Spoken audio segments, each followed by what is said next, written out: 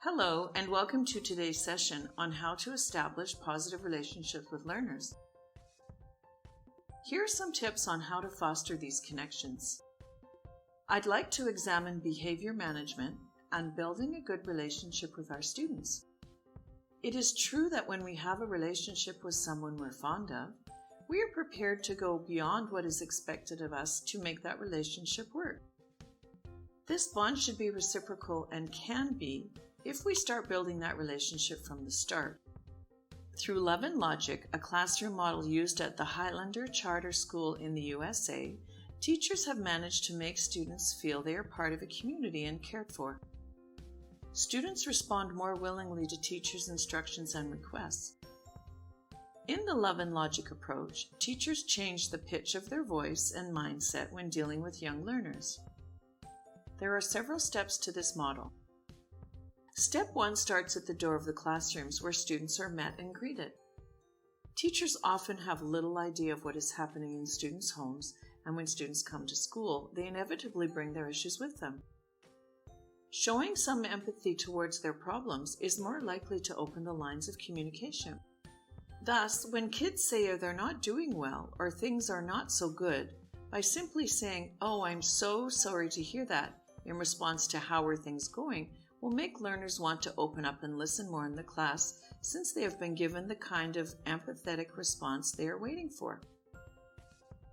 Also, if teachers make some kind of physical acknowledgement with learners, say with a smile, students feel that teachers are trying to build a relationship with them and understand that they care. Step 2 of this model focuses on the way teachers say things when informing students what to do.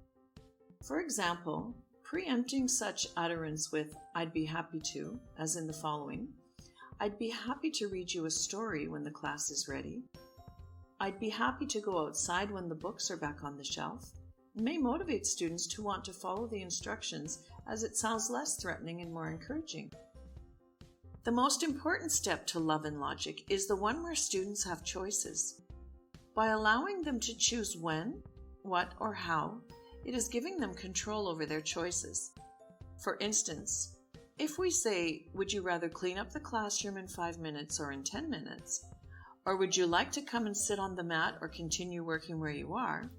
the onus is being placed on the child to make the decision and see it through. Another example may occur when a child approaches a teacher and says they have a problem.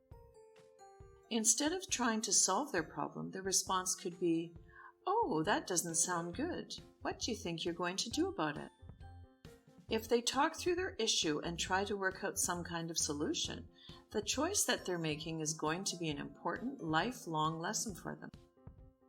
Alternatively, when children do not have any ideas about how to deal with the issue, a teacher could say, "Would you like to hear what some other children did in that situation?"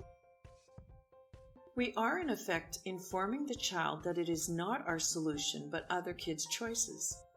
Thus, the student will have time to make his own decision and face the consequences of his choice. Students need to have control and make the choice that makes them feel comfortable. Natural consequences, therefore, teach children about their behavior and what they need to do in order to bring about positive change. Another responsive classroom model being used in many schools in the United States is the 15-minute morning activity, or commonly known as mat time. Each day starts with a morning meeting to help build strong, trusting relationships between the teacher and his or her learners. By meeting daily, students focus on their feelings and on the learning for the day. We understand that students need to feel safe and comfortable in their learning environment, and one way that this can happen is if they feel that they're cared about, seen, and heard. When each day starts with a 15-minute activity, it helps students transition from home to school and allows them to feel that they're part of a school community. Naturally, each teacher may run their activity differently, but they generally start off with the greeting and by making eye contact. These are fundamental to get students to want to participate. The next phase moves on to sharing.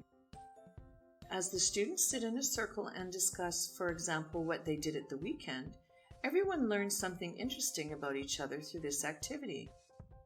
Learners chat about a range of topics, which teachers may not know if the 15-minute morning activity did not take place. They also allow time for the teacher-student relationships to grow and flourish. School kids get to answer questions about themselves and have a chance to be the center of attention where someone is interested in them.